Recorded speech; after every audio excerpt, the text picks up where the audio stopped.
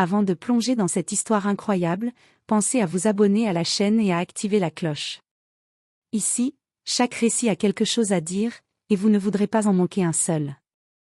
Le palais de justice était plongé dans l'agitation habituelle d'un matin chargé. Des dossiers s'empilaient sur les bureaux, des robes noires glissaient le long des couloirs, et le son sec des talons résonnait contre le marbre. Parmi eux, la juge Vanessa Carter, réputée pour son impartialité et son intégrité, s'apprêtait à présider une audience cruciale. Sans prévenir, un vacarme éclata près de l'entrée. Un policier, visiblement tendu et nerveux, se précipita vers elle. Dans un geste brutal et irréfléchi, il la saisit par le bras et l'escorta vers l'extérieur, la regardant avec suspicion. Les murmures se propagèrent comme une traînée de poudre. Une juge arrêtée? Ici? Au palais? Vanessa, glaciale mais déterminée, ne comprenait pas. Elle tenta de parler, de clarifier son identité, mais le policier, aveuglé par ses préjugés et un sentiment de supériorité mal placé, refusa de l'écouter. Les témoins étaient horrifiés. Le monde semblait s'être arrêté pendant ces quelques secondes où l'autorité légitime de la juge était bafouée. Mais ce que personne n'avait anticipé, c'était la suite. Vanessa, grâce à son sang-froid et à un réseau discret de collègues et d'amis influents dans le système judiciaire et policier, allait transformer cette humiliation en un retournement spectaculaire. Ce policier allait découvrir, trop tard, qu'il n'avait pas affaire à une simple citoyenne, mais à l'une des figures les plus respectées et puissantes du pays. L'arrestation injuste allait déclencher une série d'événements qui exposeraient corruption, racisme et abus d'autorité, tout en mettant en lumière le courage et l'intelligence de Vanessa. Ce jour-là, le palais de justice ne serait plus jamais le même. Les menottes de Vanessa Carter étaient froides contre sa peau. Elle marchait calmement, presque majestueusement, escortée par le policier, tandis que les passants et collègues se figeaient, choqués par la scène. Chaque pas résonnait comme un glas dans le grand hall du palais de justice. Le policier, officer Daniel Hughes, était encore sous l'effet de l'adrénaline. Il croyait agir correctement, convaincu qu'il interceptait une criminelle. Mais son doute commençait à percer lorsqu'un huissier s'approcha précipitamment. « Officer Hughes, attendez. Cette femme est la juge Carter. Vous ne pouvez pas. » Hughes fronça les sourcils, sentant l'embarras monter. Pourtant, son orgueil l'empêchait de reculer. Vanessa, imperturbable, leva les yeux et parla d'une voix claire, mesurée mais tranchante. « Officer Hughes, je préside ici depuis 10 ans. Je vous ordonne de me libérer immédiatement et de rectifier cette erreur. » Les mots étaient simples, mais leur poids était énorme. Hughes sentit son cœur s'emballer. Libérer une juge était une chose, mais l'humiliation publique qui allait suivre? Cela dépassait tout ce qu'il pouvait imaginer. À cet instant, le téléphone de Hughes vibra. Un message anonyme mais précis apparut. « Regarde de plus près, ce n'est pas une civile ordinaire. Vérifie ses identités et affiliations avant que ça ne devienne pire. » Son sang se glaça. Vanessa n'était pas seulement une juge respectée localement, elle était connue pour ses enquêtes sensibles sur des affaires de corruption policière. Chaque geste qu'il venait de poser pouvait désormais avoir des conséquences dramatiques pour lui et pour sa carrière. Vanessa, quant à elle, resta silencieuse, observant le policier avec un mélange de défi et de compassion glaciale. Elle savait que ce moment, aussi humiliant soit-il, allait se transformer en une leçon sévère pour celui qui venait de la maltraiter. Le hall du palais de justice, autrefois symbole de sécurité et de respect, venait de devenir le théâtre d'une confrontation qui allait bouleverser tous ceux qui étaient présents ce jour-là. Hughes tremblait légèrement, conscient qu'il venait de commettre une grave erreur. Vanessa fut conduite dans une petite salle sécurisée à l'arrière du palais, loin des regards du public. Les menottes furent retirées, mais le silence entre eux pesait lourd. Vanessa s'assit avec calme sur une chaise en métal, croisant les mains devant elle. « Officer Hughes, je vous conseille de respirer profondément, » dit-elle, sa voix douce mais ferme. « Parce que ce qui vient maintenant pourrait déterminer votre carrière et votre réputation. » Hughes détourna le regard. Il ne savait pas comment réagir. Il venait de réaliser que sa méfiance raciale et son impulsion pourraient lui coûter très cher. « Je ne savais pas. » balbutia-t-il. Vanessa le regarda avec intensité. « Vous n'aviez pas besoin de savoir. » Vous aviez besoin de vérifier. Et vous avez échoué. Elle sortit son téléphone et commença à composer quelques numéros. En quelques minutes, des officiers supérieurs, qui respectaient Vanessa, furent informés de la situation.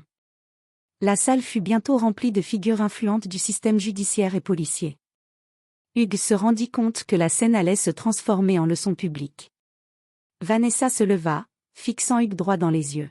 « Vous êtes ici, au cœur du palais de justice, mais ce palais n'est pas à vous. Il est pour la loi, pour la vérité. Et aujourd'hui, vous allez apprendre que la justice ne peut être bafouée par des préjugés. » À ce moment précis, un officier supérieur entra dans la salle. « Officer Hugues, vous êtes suspendu en attendant enquête. » Le monde de Hugues s'effondra. Vanessa, quant à elle, resta immobile, calme, comme si rien ne pouvait l'ébranler. Elle venait de transformer sa propre humiliation en un moment où la vérité et l'autorité légitime reprenaient le dessus. Mais Vanessa ne s'arrêterait pas là. Elle savait que pour que justice soit pleinement rendue, Hugues devrait comprendre l'ampleur de ses actes, pas seulement subir une sanction administrative. Le véritable retournement, pensa-t-elle, ne faisait que commencer. Le lendemain matin, le palais de justice était en effervescence. Les médias avaient été alertés par un communiqué officiel, une enquête était ouverte sur un incident impliquant un officier et une juge. Les journalistes se pressaient, les caméras captant chaque mouvement. Vanessa Carter savait exactement comment transformer cette situation en leçon mémorable. Dans une salle d'audience bondée, Vanessa fit son entrée, impeccable dans sa robe noire, sa prestance imposant immédiatement le respect. Hugues fut appelé à comparaître devant un panel d'officiers supérieurs et de représentants du barreau, sous le regard attentif de journalistes et de citoyens venus assister à l'audience. Vanessa prit la parole avec calme. « Hier, un officier a décidé de bafouer la loi et de m'arrêter sans raison. Aujourd'hui, nous sommes ici pour établir la vérité et rappeler que personne n'est au-dessus de la justice. » Hugues rougit, conscient que chaque mot, chaque geste serait enregistré et analysé.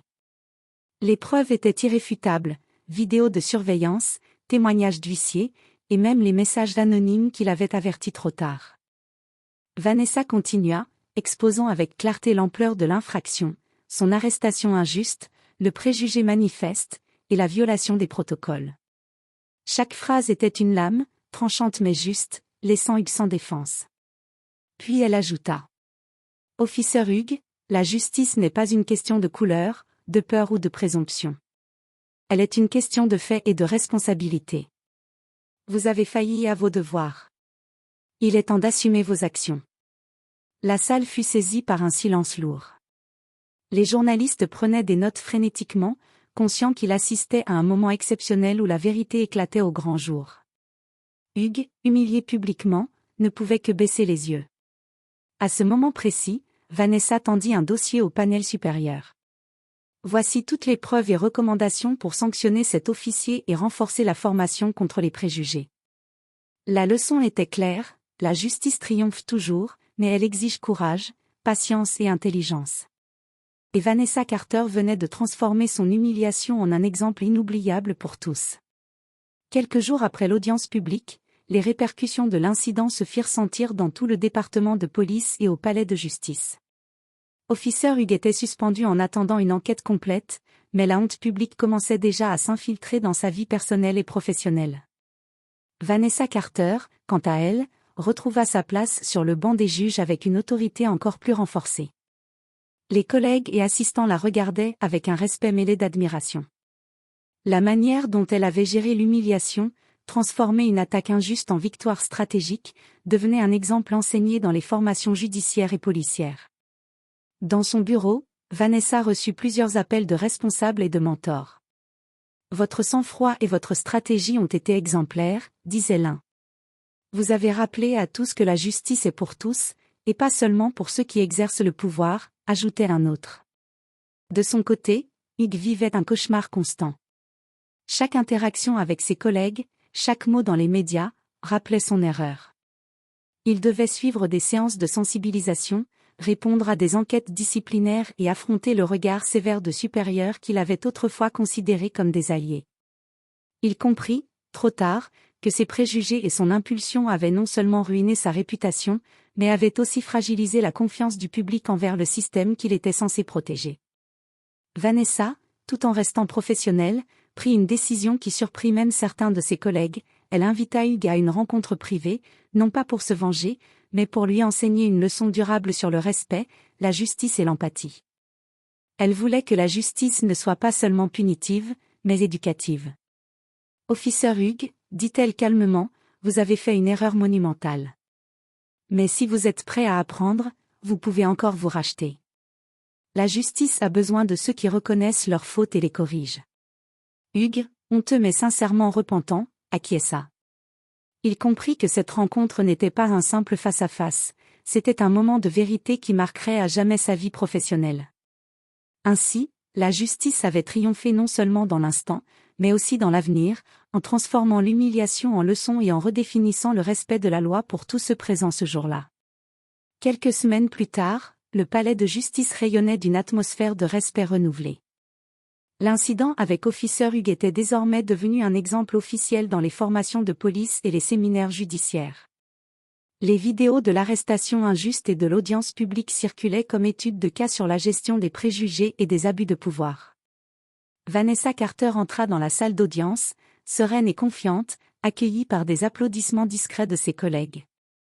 Elle savait que ce triomphe n'était pas simplement personnel, il symbolisait la victoire de la justice, de la patience et de l'intelligence sur l'arrogance et l'ignorance.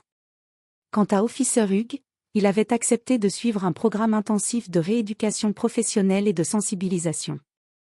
Il avait fait face à chaque conséquence de ses actes, perte temporaire de grade, sanctions disciplinaires, et surtout la nécessité de reconstruire sa réputation avec honnêteté.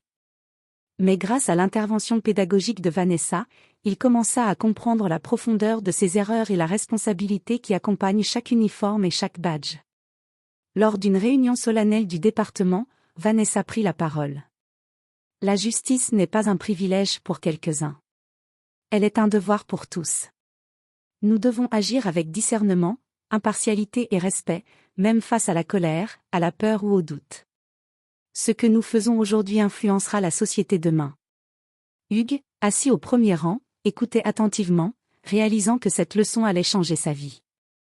Vanessa avait non seulement restauré son honneur, mais elle avait également transformé l'erreur d'un homme en un catalyseur pour l'amélioration du système. À la fin de l'audience, Vanessa quitta la salle sous un silence respectueux, consciente que la justice n'était pas seulement dans les décisions qu'elle rendait au tribunal, mais dans la manière dont elle utilisait son pouvoir pour inspirer le changement et la responsabilité. Le palais de justice, autrefois théâtre d'humiliation, était devenu un symbole d'intégrité, de courage et de leçons durables. Et Vanessa Carter, par son sang-froid et son intelligence, avait prouvé à tous que la vraie force réside dans la maîtrise de soi et la capacité à transformer l'injustice en justice véritable.